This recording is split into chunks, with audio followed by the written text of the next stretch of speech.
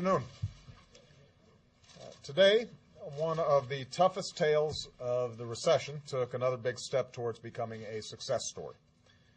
General Motors relaunched itself as a public company, cutting the government's stake in the company by nearly half.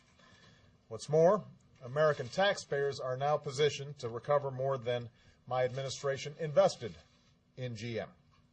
And that's a very good thing. Last year, we told GM's management and workers that if they made the tough decisions necessary to make themselves more competitive in the 21st century, decisions requiring real leadership, fresh thinking, and also some shared sacrifice, then we would stand by them.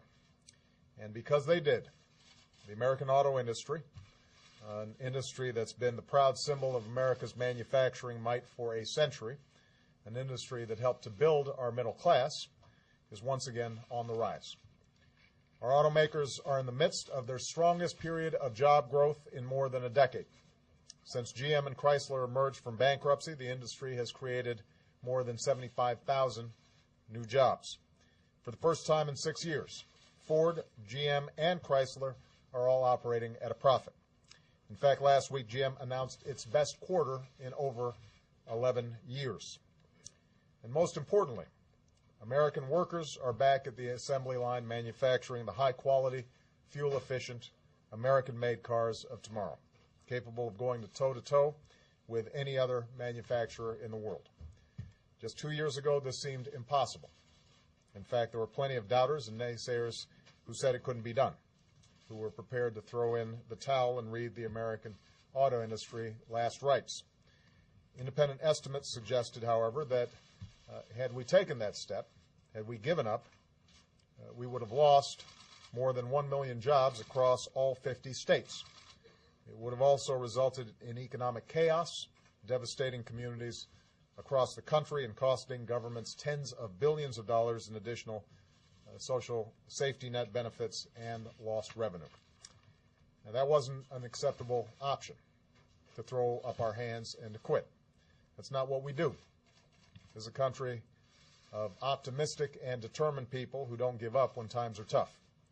We do what's necessary to move forward. So these last 2 years haven't been easy on anybody.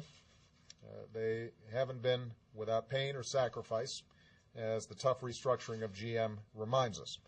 And obviously, we've still got a long road ahead and a lot of work to do to rebuild this economy, to put people back to work, to make America more competitive for the future, and to secure the American dream for our children and our grandchildren.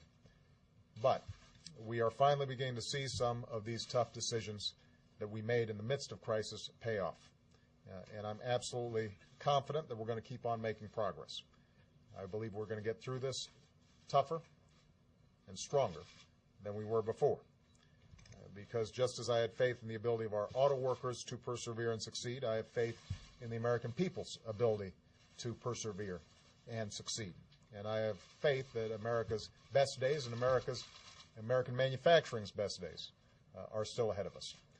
Finally, I just want to embarrass a couple of people.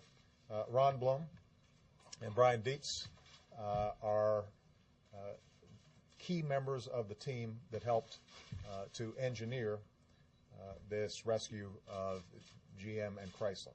So it had not been for these two gentlemen, a whole lot of people might be out of work right now. We are very proud of them, and I figured that I'd go ahead. You can see they're all looking sheepish. Point them out to you. So thank you very much, everybody.